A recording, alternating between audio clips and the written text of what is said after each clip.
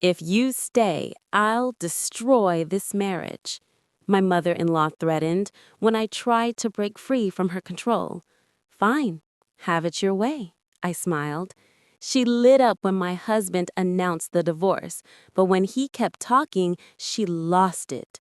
What? Are you out of your mind? My name is Charlotte. I'm 31, a project coordinator at a mid-size architectural firm in Seattle. I've always prided myself on being calm under pressure. Tight deadlines, picky clients, last-minute blueprint changes, I could handle it all. What I wasn't prepared for was the emotional demolition that came with marriage. 6 months ago, I married David. He worked in IT back when I first joined the firm. The quiet guy who always fixed your system without making you feel dumb. We weren't close, but I remembered his kindness. That changed a year ago. We were both assigned to a cross-step departmental digital renovation project. We started talking first, about work, then about music, then about life. He was calm, funny in a dry way, and steady.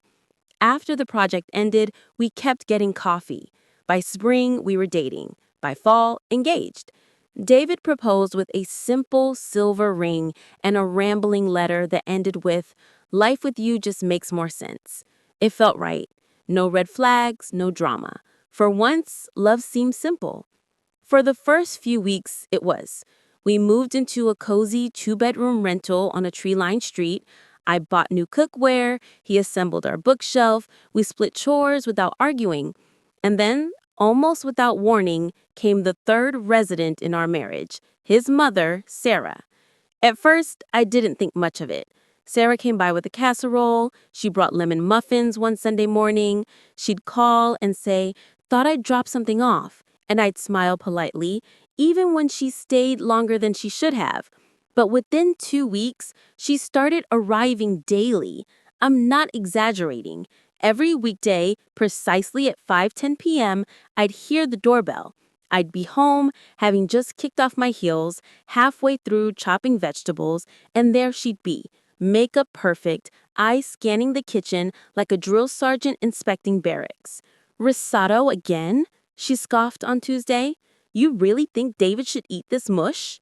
I blinked. "It's his favorite." "Sweetheart, favorite doesn't mean healthy. A real wife makes a protein, a carb, and 2 vegetables. Back in my day, dinner meant effort." I forced a smile. "I was going to grill salmon later in the week." "And what is this?" She rummaged through my reusable grocery bag. "Off-brand olive oil? Oh, no, no. You should use organic. The toxins in this stuff?" I snatched the bottle from her hand. "I'm trying to keep to a budget." Sarah gave me a slow, pitiful look.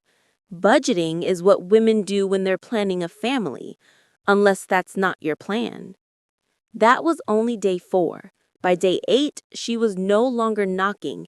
She'd let herself in with the spare key she had for emergencies and make herself at home. "I got here early," she said, once feet propped on our couch, flipping through my design magazines. "I figured you wouldn't mind." I minded. But worse than the intrusion were the comments. Small, sharp jabs dressed as concern. "You're still working full-time? No wonder you haven't gotten pregnant. Some women just weren't raised to be homemakers. I guess it's not your fault, really. If you can't handle stress, maybe David should have married someone simpler." Each word chipped away at my sanity. I told David multiple times. "She's just adjusting," he said. "Adjusting to what? We're not living with her. She's invading our space. I'll talk to her." But he didn't, or if he did, it made no difference. She kept coming, kept criticizing, kept prying. Eventually, I started avoiding home. I'd stay late at work, even if I had nothing to do. I'd sit at a coffee shop across the street from our building, sipping overpriced lattes just to kill time. It was costing me emotionally and financially. When my supervisor noticed I was hanging around unnecessarily, he pulled me aside.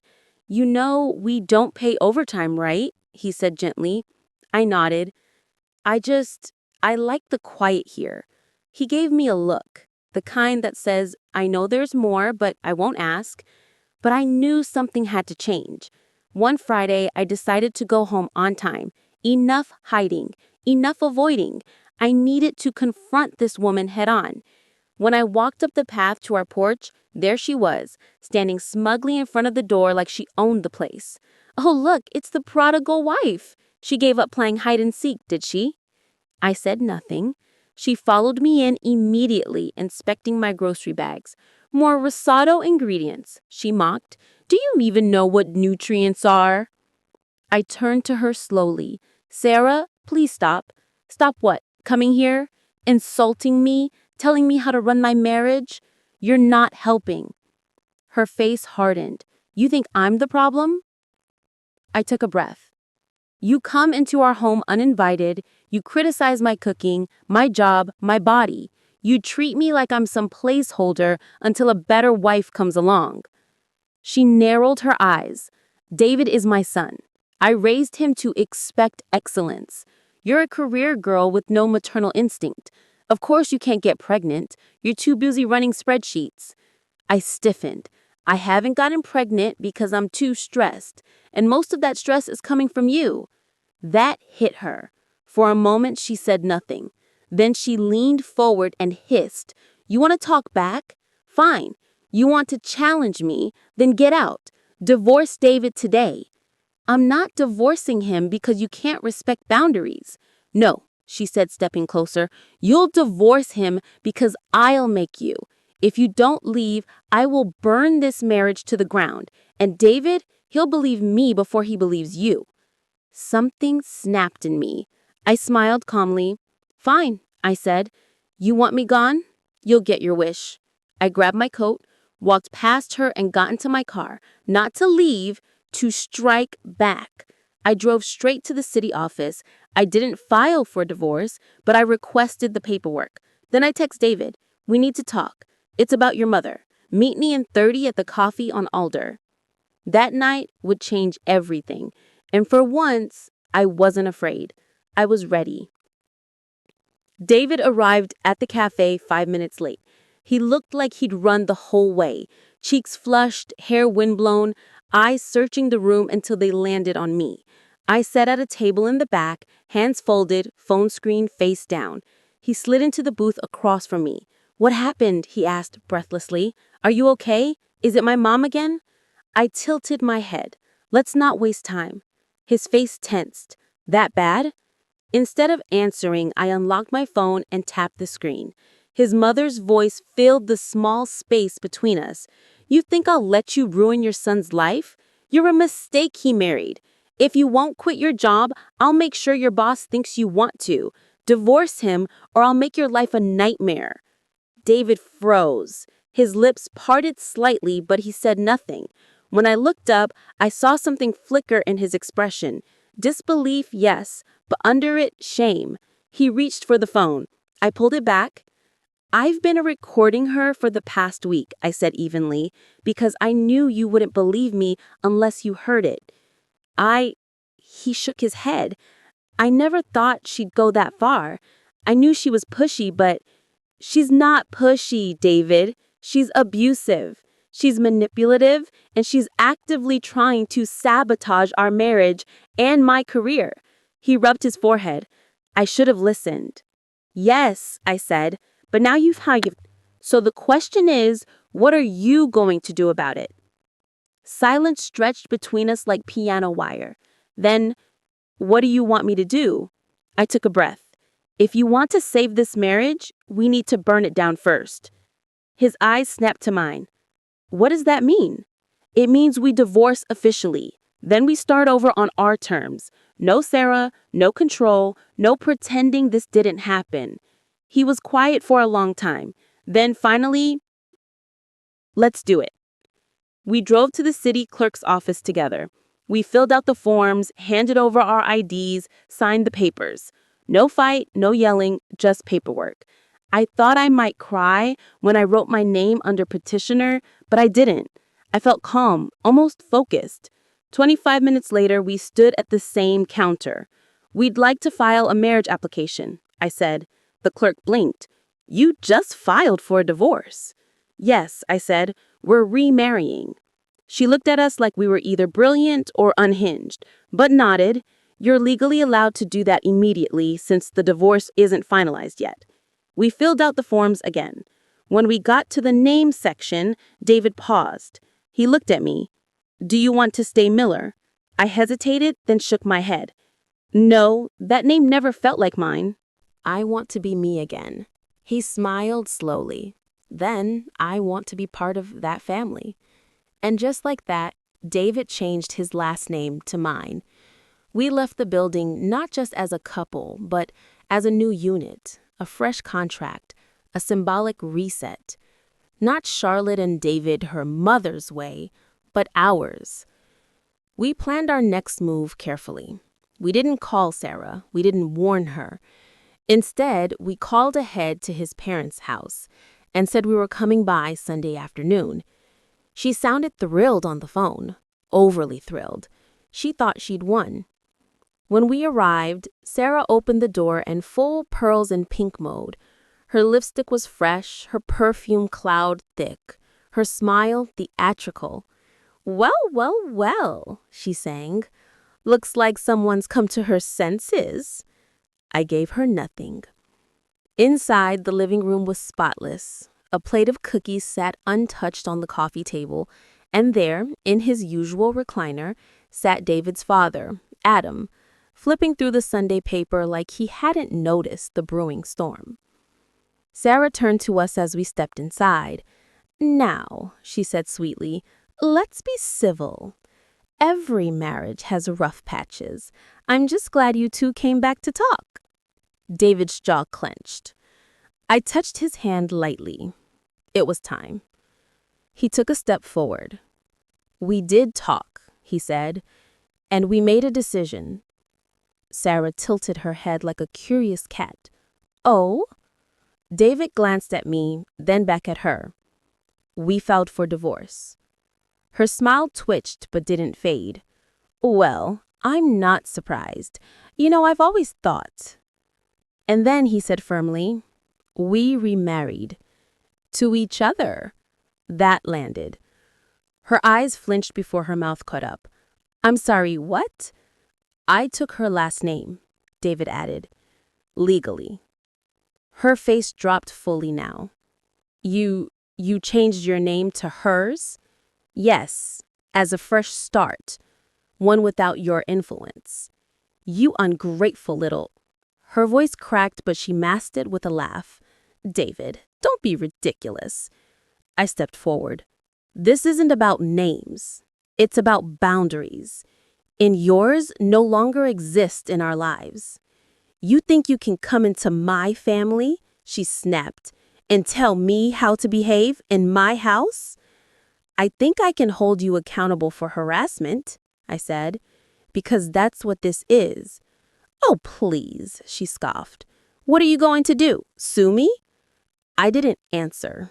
I just pulled out my phone. I tapped one of the audio files and let it play.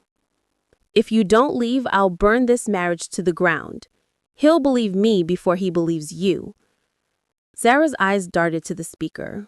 For a second, she looked ready to lunge for it, but before she could speak, someone else did. Adam stood up. He moved with a kind of deliberate calm, folding his newspaper in half and placing it neatly on the coffee table. The room felt like it shifted, not just in silence, but in weight. Sarah turned to him slowly, her expression finally cracking. Adam, she said lightly, too lightly, you're not seriously listening to this nonsense. I heard your voice, Sarah, he cut her off. We all did. She blinked. It's edited, twisted. You know how phones distort things. David stepped forward. Don't lie, Mom. I've been hearing you say these things my entire life. The only difference now is that someone finally recorded you. Sarah's smile thinned into a grimace. You're really going to take her side over your own mother? Adam looked at her long and hard, then turned to me. Charlotte, I want to apologize. I froze. No one should have had to deal with that, he continued, especially not someone who came into this family in good faith. You didn't deserve it. I nodded, a lump in my throat. Thank you. Sarah scoffed. What is this, a courtroom now? Am I on trial? No, said Adam, but if you ever show up at their house again, I'm filing for divorce. The room dropped into dead silence. Sarah's mouth opened, but no sound came out. You don't mean that, she finally choked. I do, he said simply. You've spent years bullying everyone around you, including me. I let it slide for too long. I won't let it slide anymore. You can't survive without me. Adam chuckled softly. That's what you always said. But I think we both know I've been surviving in spite of you, not because of you. Sarah lives between us, her husband, her son, and me. And for once in her life, she had nothing to say. Her face collapsed into a kind of stunned vacancy, like she no longer knew which version of reality she was living in. We didn't stay to console her. David and I turned and walked out, not in anger, not in victory, but in finality. The next morning, we started looking for a new apartment. The one we chose wasn't fancy. Smaller kitchen, older windows, but it had clean light, thick walls, and a front door that only we had keys to. We painted the walls ourselves. David insisted on a deep navy for the bedroom, so it always feels like night. I chose pale sage for the living room, soft and calming. We didn't invite Sarah. We didn't give her the address. She tried to email twice, both messages half apology, half blame. I didn't reply. She didn't try again. Adam, however, called. He asked to come over, just him. He brought homemade lasagna. Awkward and quiet at first, but slowly warming. He said he was grateful for the chance to be part of our lives without the noise. He didn't mention Sarah, and we didn't ask. We agreed wordlessly to let something stay buried. 3 months later, something changed. I was in the middle of a meeting at work when I realized I hadn't had coffee in days. I usually lived on caffeine, but lately it made me queasy. I talked it up to stress or bad milk. But then I started crying at a dog food commercial. I picked up a pregnancy test on the way home, almost absent-mindedly. I took it before dinner, almost absent-mindedly. 2 lines. I sat on the edge of the tub in stunned silence, the stick still in my hand. David knocked on the door asking if I was okay. When I opened it, he saw the test in my hand and froze. I nodded, tears welling in my eyes. He didn't speak. He just wrapped his arms around me and held on like I was made of glass and gold at the same time. The pregnancy went smoothly. No complications, no chaos. I worked until my 3rd trimester, then transitioned into remote consulting. David rearranged his schedule so he could attend appointments with me. Adam came with us twice, just sat in the waiting room reading a magazine, then brought us sandwiches afterwards. When our daughter was born, we named her Clara. It was my grandmother's name. Soft, strong, simple. Sarah found out through Adam. She sent a gift basket with no card. I gave it away unopened. She showed up once at the hospital unannounced. We had told the nurses not to let her in, and they didn't. She waited in the parking lot for over an hour. Adam finally went outside and spoke to her. She left. That was the last time she tried. Clara's first year was quiet. No surprise visits, no late-night arguments, just the gentle rhythm of new parenthood. Feedings, midnight cries, sleepy smiles, soft socks on tiny feet. Adam came by often. He always brought bananas pre-sliced, or small picture books, or just stories. Sometimes he stayed for dinner, sometimes only for a hug, but he always asked first. One evening, after Clara had gone to sleep, David handed me a wrapped package. "What's this?" "Something I've been working on," he said. Inside was a photo album, leather-bound, filled with printed photos. Us painting the apartment, standing outside the courthouse with our second marriage license, the first sonogram, Clara's tiny hand gripping David's finger. On the inside cover, he had written, "Our family." Not inherited, built. I ran my fingers over the words. "Thank you," I whispered. David looked at me, his expression soft. "For what?" "For choosing me," I said. Finally, fully. He didn't answer. He just kissed me like he meant it, like the past was behind us, the future was ours, and nothing would ever come between us again. And so it stayed. We kept our names, we kept our keys, we kept our boundaries. Sarah never stepped across the line again because this time the door wasn't just closed, it was locked, and we had the only copy.